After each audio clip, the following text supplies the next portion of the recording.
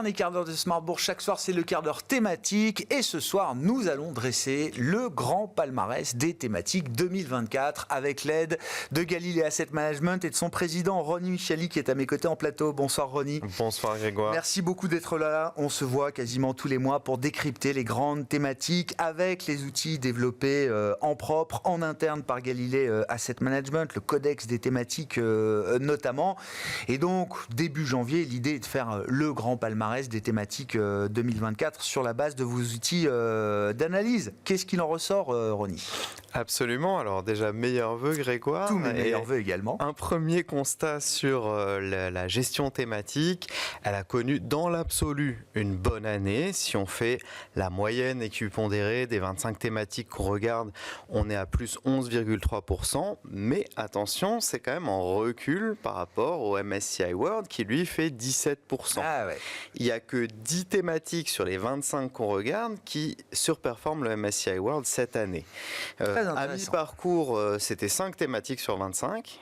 Donc, à la fin de l'année, c'est 10 thématiques sur 25. Il y en a pas mal qui sont revenus à la fin de l'année, notamment les thématiques qui ont en leur sein le secteur de la tech qui est réellement important. Ouais. Et donc, on le voit ici sur le top 3 et le top 3 2024. Exploration spatiale, plus 42%. Alors là, nouvelle thématique. Je crois qu'on en a parlé en fin d'année dernière, si je dis pas de bêtises. C'est ça. Voilà. À voir en replay sur bismart.fr. Absolument. Alors, elle a bien décollé, si j'ose dire, avec l'élection de Donald Trump et sa proximité avec Elon Musk. Ensuite, en deuxième, on a Finance du futur, presque plus 36%. Et en troisième, économie numérique, plus 30%. Je ferai le bas du classement tout à l'heure. Un petit mot peut-être sur exploration spatiale. Ouais. Alors, bien sûr, ça a décollé surtout au mois de novembre-décembre de l'année dernière, mais il y avait déjà une bonne progression au cours de l'année 2024. C'est quand même une thématique qui a une croissance de son chiffre d'affaires de 8% par an, une croissance de ses bénéfices par action de 15% par an. C'est quand même très conséquent dans l'univers des thématiques. Elle bénéficie bien sûr de la baisse du coût des lancements des satellites. Et les fortes contributions de cette thématique ont été Rocket Lab, plus 360% l'année dernière. Donc, évidemment, société qui fait des fusées, des lanceurs d'engins, ou encore AST Space Mobile, qui crée un réseau cellulaire 5G qui est basé dans l'espace, plus 249% l'année dernière. On avait déjà une bonne année sur cette thématique l'année dernière, plus 19%, mais là, plus 42%. C'est donc 2023, plus 19, 2024, plus 42 pour exploration spatiale, qui est une nouvelle thématique, c'est ça. C'est quand même un gisement naissant, on va dire, de valeur et de fonds pour investir purement sur ce segment-là. Absolument. C'est l'une des plus récentes qu'on a avec Gaming et Metaverse. Oui. Et donc, c'est l'une des thématiques qui a connu le plus récemment des fonds et des ETF qui se sont ouverts sur ces valeurs.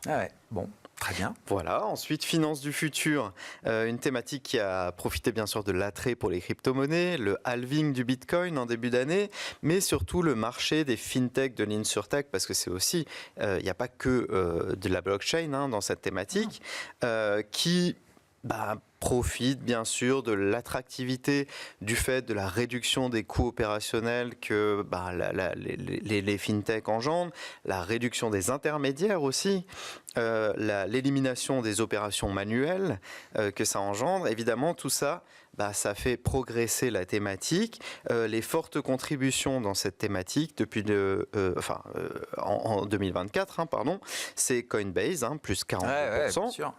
Évidemment, plateforme d'échange de crypto, pour ceux qui ne connaîtraient pas.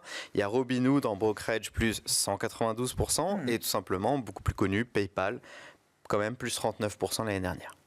Bon. Voilà. Et puis, on reste dans la partie tech, innovation, avec l'économie numérique aussi. Alors, c'est ça. Économie numérique, avec des valeurs qui ont connu une forte croissance du commerce en ligne, mais aussi les plateformes de streaming, parce que vous savez que dans cette thématique économie numérique, il y a un énorme pan de cette thématique qui fait partie de ce qu'on appelle l'économie de l'abonnement. Bien sûr. Et donc, les streamers qui ont enfin réussi à augmenter leur rentabilité, à avoir un petit peu de pricing power, ce qu'on leur reprochait toujours.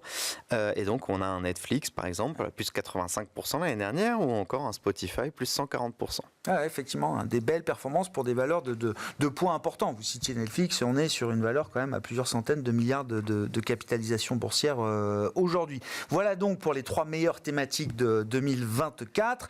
Oui. Revenons également sur les 3 flops, comme on dit, donc sur les 25 thématiques. Vous disiez 10 ont surperformé le MSCI, et puis on va se focaliser là sur les 3 moins bonnes thématiques qui affichent d'ailleurs des performances négatives, hein, pour le coup, en absolu.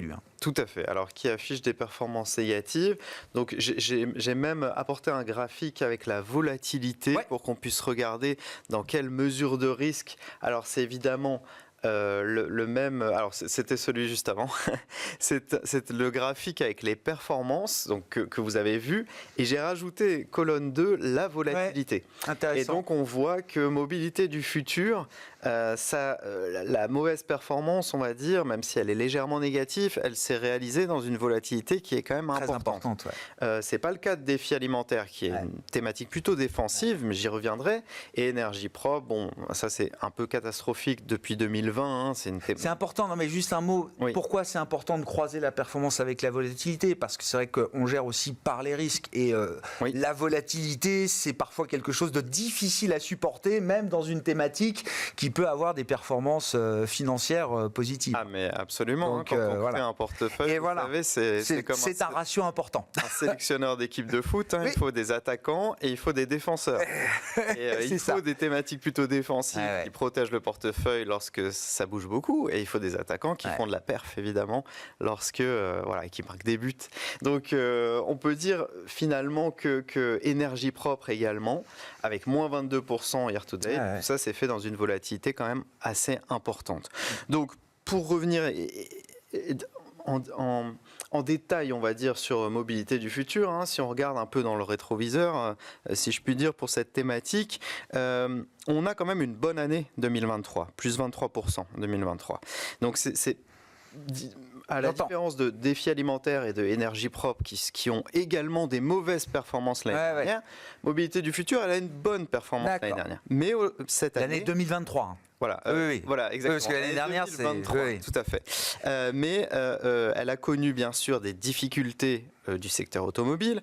Elle a connu une perte d'engouement pour les véhicules électriques et surtout une concurrence accrue des véhicules chinois. Et donc les forts détracteurs dans cette thématique, il y en a pas mal, mais surtout on a Alfen dans les bornes de recharge, hein, moins 80% quand même, ou plus connu Valeo, moins 33% cette année. Donc ça, c'est pour la thématique mobilité du futur. La thématique défi alimentaire, réellement rattrapée par l'inflation ces dernières années, la baisse des marges, avec également une augmentation des taux d'intérêt qui n'a pas été très propice pour cette thématique. On a vraiment une crise agricole, hein, on l'a vu en Europe, notamment en France également. Partout en Europe, oui. Voilà, et une rebaisse des matières premières qui avait monté lorsqu'on avait eu la guerre en Ukraine, mais qui maintenant ont rebaissé, alors que l'inflation, elle, a effectivement rebaissé, mais qu'elle se ressent dans le pouvoir d'achat des ménages. Donc, on a Nestlé, par exemple, hein, qui nous avait habitués à des performances vraiment exceptionnelles. Normalement, c'est un paquebot, Nestlé. Hein. Normalement, c'est du fonds de portefeuille, ça fait la croissance mondiale, ça bouge pas. Absolument, moins 23% l'année dernière, en 2024. Donc, on est vraiment sur une thématique qui a beaucoup de mal en ce moment. Et enfin, énergie propre. Alors, on avait eu une très bonne année 2020, plus 132%. Oui, c'était la bulle verte. Voilà, la bulle verte. On parlait de la bulle verte. Mais depuis, c'est catastrophique. Et puis, l'année dernière, en 2023, effectivement, moins 13%. 2024, moins 22%. Donc, ça continue, hein, les mauvaises performances qui s'accumulent. On a pas mal de sociétés dans cette thématique qui font plus de 50% de pertes cette année, hein, sur le niveau du cours boursier. Dans l'éolien, dans le solaire également. L'élection américaine a enfoncé le clou en plus, puisqu'on a une thématique qui était déjà rattrapée par la hausse des taux et qui en plus a pour risque de voir réformer l'Inflation Reduction Act de Joe Biden par Donald Trump, ou même peut-être abrogé. Donc on est vraiment sur une thématique où le flou est total. Ça n'a pas suscité de réengouement après effectivement ce moment un peu bullesque au cours de l'année 2020 où on a vu des valorisations s'envoler sur cette thématique green, quoi. Exactement. En fait, il y a énormément de projets qui étaient rentables avec des taux d'emprunt bas, mais qui se trouvent plus rentables avec des taux d'emprunt qui ont simplement un tout petit peu augmenté. Ouais, un modèle d'affaires qui a été profondément perturbé effectivement par cette remontée des taux. Il nous reste 2 minutes pour évoquer alors, une thématique qui n'est pas ni dans le top 3 ni dans le flop 3 mais qu'on a déjà décortiqué avec vous et peut-être même plus d'une fois, Ronnie. Oui. Robotique et IA. Enfin, c'est le moment d'en parler. Jensen Huang, au CES de Las Vegas cette année, il nous dit l'avenir, c'est l'IA physique. La nouvelle frontière après les IA digitales et les chatbots, c'est l'IA physique, où on va coupler des modèles d'IA avec de la robotique. Bon, ben voilà, c'est le thème de marché, là. Bah exactement. Alors, à noter qu'elle était sur le podium à mi-parcours. Quand j'étais venu en juillet faire le palmarès du début d'année, elle était sur le podium. Et là, elle est au 8e rang avec plus 18%. Alors, c'est quand même une très bonne performance, meilleure que le MSCI World. Et du coup, beaucoup de gens nous demandent, des clients en particulier, des professionnels, nous appellent pour nous demander est-ce que on continue à investir sur l'IA? Est-ce que c'est pas trop haut? Est-ce que c'est pas bullesque, comme vous disiez tout à l'heure? Et en fait, j'ai trouvé intéressant ce graphique de la valorisation, cette fois-ci, le price earning ratio. En fait, la cherté de l'IA et de la robotique stagne depuis quelques années, malgré les bonnes performances, alors que le MSCI World monte. Et donc, en fait, le spread se resserre entre les deux. C'est-à-dire que, bien sûr, l'IA est toujours plus cher que le MSCI World, les actions mondiales, mais on reste quand même sur quelque chose qui devient de moins en moins cher par rapport au MSCI World. Donc, performance 2022, moins 34, évidemment, avec la hausse des taux. Performance 2023, très bonne, plus 51%. L'année dernière, je l'ai déjà dit, 18%. C'est une thématique qui a des croissances de chiffre d'affaires de 9-10% par an, donc c'est quand même assez énorme. Croissance des bénéfices par action de 15% par an, donc très très forte croissance. Les dépenses, bien sûr, ne vont qu'augmenter. On a quand même... On estime qu'il y a une augmentation des dépenses d'à peu près 42% sur 10 ans, donc les dépenses d'IA. Et alors, si vous le souhaitez, j'ai un ou deux supports pour investir. Il nous reste là 30 secondes. Eh bien, excellent. Alors, tout d'abord, on a créé, bien sûr, avec la banque EFG, un AMC, donc un Actively Managed Certificate, qui fonctionne un petit peu à l'image d'un ETF et qui reprend toutes les valeurs, les 50 valeurs qui reviennent le plus dans les fonds et ETF de la place sur cette thématique. Donc ça, c'est pour investir de manière la plus pure possible dans la thématique robotique et IA, environ sur une volatilité de 22% l'année dernière. Donc voilà, une volatilité assez faible. On a chez ARC, Autonomous Tech and Robotics, c'est un pure player dans les domaines bien précis de la robotique et de l'IA. Plus volatile quand même chez ARC, comme toujours, à environ 27%. Et enfin, chez BlackRock, on a le iShares Automation et Robotics qui investit sur les grands leaders du développement de la tech dans ce domaine. Bon, voilà, robotique et IA, effectivement, c'est le thème du moment, on en a parlé cette semaine. Merci beaucoup, Ronnie. Ronnie Michali, président de Galilée Asset Management, avec nous pour ce grand palmarès des thématiques dans Smart Bourse. Merci, Grégoire.